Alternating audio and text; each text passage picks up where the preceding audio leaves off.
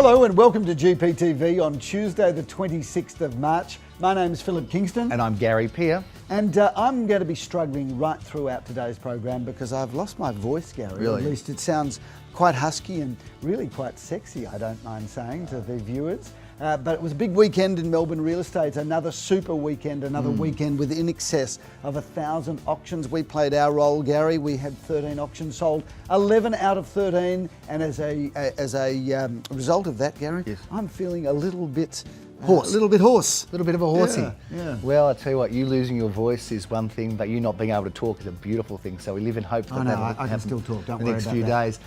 But 11 of 13, Phil, is an 85% clearance against an industry rate of? 67/68%. So once again, the team at Gary Peer & Associates have smashed the market average, as we are inclined to do. And at an 85% score for the weekend, Gary, that bears no resemblance to any result we ever got at school. Definitely far from it. Although the numbers are similar, because I got a 58%. That was my best mark once. So if you turn the 8 and 5 around, Yeah, good point. that was pretty good. But that was an outstanding weekend. Would it be, you think, the strongest weekend we've seen this year in real estate? There's no question, because the sheer volume in the marketplace, it wasn't necessarily our biggest weekend in terms Not in of numbers, volume, but in terms of strength in and terms potency, of, Philip. Potency, Gary, potency. That's a good word to be using on GPTV. like that one.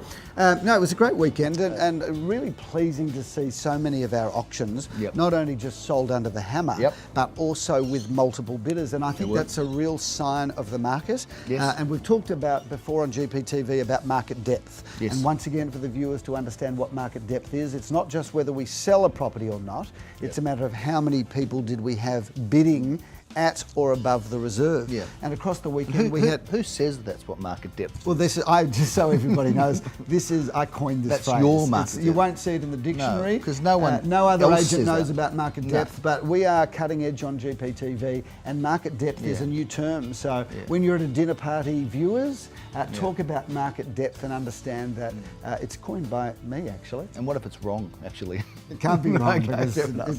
no one else knows about it. Let's get down to some facts of what happened on the weekend, Phil, because it was a really busy one. And you have lost your voice with good reason, because your last auction went on and on forever. I think I went out for dinner and came back and it was still going on Sunday night. But let's just talk a little bit about what happened. Firstly, on Saturday morning. Firstly, I'm going to cut in on you here because we haven't said where we are today.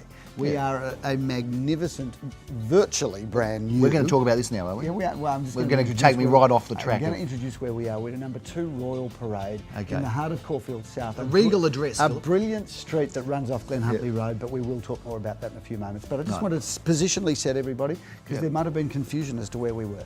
Let's talk about Saturday morning. 2 Fuller Street was the first auction we had, which we thought we'd get around that 9 to 990. The reserve was kind of in that sort of top of the range area, but we sold it for a lot more. It's undisclosed, but it sold, I don't think the vendors would mind me saying, well in excess of $1 million. So that was a very, very good result. Closer to $1.1 million, Gary, without being too specific. No, but you're getting more specific, which means that, you know, it's not as undisclosed as it could have been.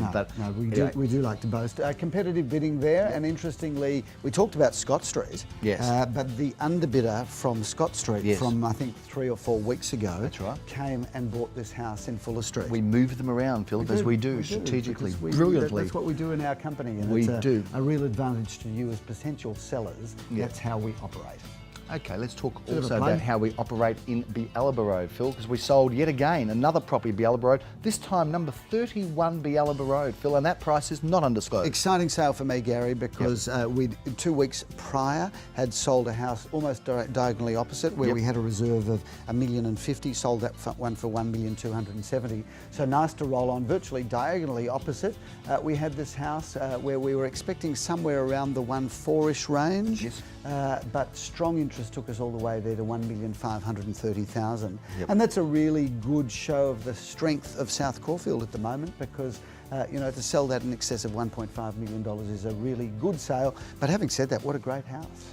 It's all happening. That you know, Caulfield South probably was a little bit sleepy last year in terms Yep. of some of the interest that was being shown out there, but really well and truly back in town. Well, those two sales, both in Bialaba Road, Yeah. really, I think, are setting Firmed the up pace. the market, Yeah, hasn't yeah. it? A couple of other auctions that we had, Philip, one of those was in Narrong Road. It's undisclosed, but I know we had lots of buyers for that particular property, and I know Jeremy Roses did a great job in selling that. Then in the afternoon, there was another property that was undisclosed, but you were involved in the sale of it in Malvern Grove, if I'm not mistaken. Malvern Grove, yep, absolutely. Top end of Malvern Grove, great spot just between Dandenong Road and Inkerman, near Caulfield Park. Really, really gorgeous spot. Love that little pocket. It's a great little pocket. Double-fronted Victorian house with scope for improvement.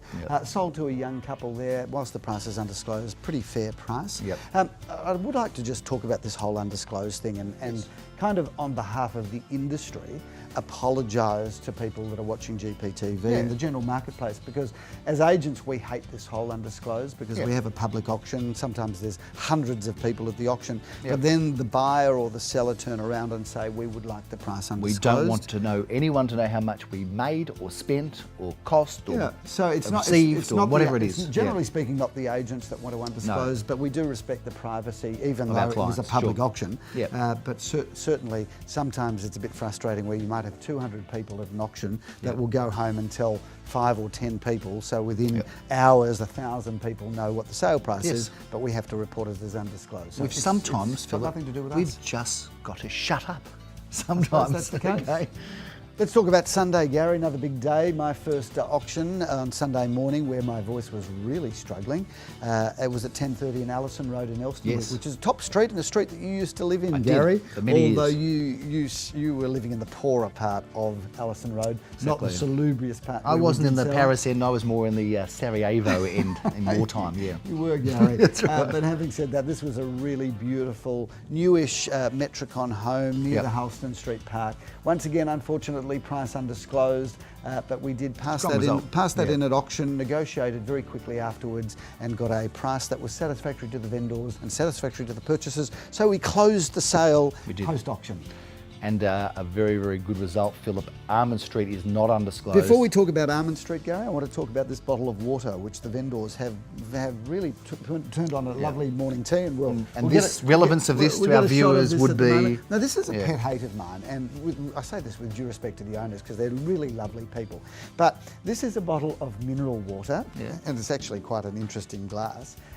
This mineral water, and we're living in, keep in mind we're in Australia, with the best air and the best soils and the best water, the most unpolluted country on the planet. And this is a bottle of water that we have drinking, and it's water from Norway. Now, I've got to tell you, how ridiculous people, watchers of GPTV, are we? It's ridiculous that we drink imported mineral water. I like it. I would urge you all to get rid of You got no class, Voss that's the problem. mineral water from Norway. What's that? With San Pellegrino mineral water. I love San Pel. You might Italy. love it, Gary, No, but it's it's And Perrier. So if you're interested, Evian and Perrier. in stopping global warming, start drinking Australian mineral water, because it's just as good as the snobbish imported European waters, which are probably polluted by the fallout from the nuclear reactor in Russia somewhere. In Russia, where was it? The terrible. I don't know, Chernobyl or somewhere. Chernobyl. Give up your Chernobyl, Norway water. You know what? I think water. they just got the bottle once, and that's the water's just been changed. Just because you do that at your place doesn't mean our. We'll put a bit of fizz in it as well. Anyway, thank you very much for this great morning tea. But Australian mineral water, please drink it. It's great. Are you off next week? You need to be off next week. Can we talk about Sunday now? Because we started with Allison Road. While you were there, I was doing an auction at Almond Street. That was a very competitive auction. Went really well, I hear. Went really well. I hear you did a good job there too. I did an okay job, don't mind saying myself, Philip. But that one sold for $745. It had two very strong bidders. That was not undisclosed, was it? It's not undisclosed. That's why I'm more professional than to say a figure that would be undisclosed, Philip. And that was a very, very popular property, and it had never been sold before. The people had bought it off the plans, and a great unit. Wow. So unfortunately, vendor elderly needed to move out of there, otherwise it would never have been sold, Philip. There you go. Another unit that I sold, Philip, another one of two, single level. This one up the rear was at 2 at 7 Newland Street. That was really pumping. Oh, you did a good job there too, Gary. I did okay. You were on fire on Sunday. I was hot, man. That was Sunday. No, that was really good. It sold for $835,000, I think it was. Very competitive, 5 or 6 bidders coming from everywhere, Phil. It was all happening there in Newland Street. Then, after that, I went to Hawthorne Road, sold a property there. That went well, $616,000. A very, very nice apartment, Philip, owned by, as you mentioned, that lovely fellow, a landscape gardener. Tim from Colombo Design, Gary. Give him a rap because he's a very nice guy and he's good at his work, isn't he? He is, yeah, absolutely. So that was very, very interesting. Had a lot of buyers there as well, very competitive, and sold under the hammer, Philip, with a reserve just around that 600 mark, which was kind of where the quote was up to. Then I went to the auction of the year, I would say. Have to be auction of the year. Let's talk about that phenomenal result. Number 13 Findon Avenue, Gary. Yes. Brilliant house, brilliant street, brilliant location, beautiful renovation, owned by two lovely people. Yeah. Now, this was incredible. This was a campaign where we thought there would be interest somewhere in the mid, maybe high twos. Yes. We had a good offer during the campaign, an offer that we had to think about. We arrived on the day of the auction. The vendor said, look, I'd really love to get $2.9 million. But he kind of smiled when he said it, which means the reserve might have come down if necessary. Probably would have. Substantially. We just didn't have an opportunity because it flew out of the blocks. First opening bid was from a buyer's advocate, $2.7 million. And it just flew all the way to $3,410,000, which is $510,000 over the vendor's happy price. It's like two sales, like another property. Well, it's like winning Tats Lotto, Gary. So congratulations to the, couldn't happen the sellers, for a nicer but guy. also congratulations to the buyers because you know, whilst they've paid a price that seems strong, ultimately that's what you've got to pay sometimes to get a brilliant house in a top street. Well, you did a damn fine auction there, Phil, and there was something like 5 bidders, and it really went off. And what an exciting result! I actually don't mind saying I did do a good job. Yeah, you did. I think you can take the accolades for that one. Just for the record. But it was just outstanding. And it just goes to show that there are buyers out there right across the board. The top end of the market has been a little bit soft in 2012, I should say. 2011 2013 now. Just getting the year right. Yeah. No, it was a bit soft last year, 2012. Yep. Still getting used to it being 2013. But it started off well this year. There's been already a number of top-end sales being made around the place. So buyers are ready to move, Phil. They think the time is right. They are, Gary, but you are starting to ramble, and we've talked about this house today. Let's talk very briefly about this wonderful house at 2 Royal Parade in Caulfield South. This is the most magnificent house. This is what I call a turnkey solution to your housing needs because everything has been done from start to finish. There's not a cent to spend. They've done it so brilliantly well. Come and have a look at this property. The Huntley Road, just over there. Click online, bring your checkbook to this auction because it is a beauty. Thanks again for watching GPTV. My name's Philip Kingston. We'll see you next week. I'm Gary Peer. Have a great Easter break. Cheers.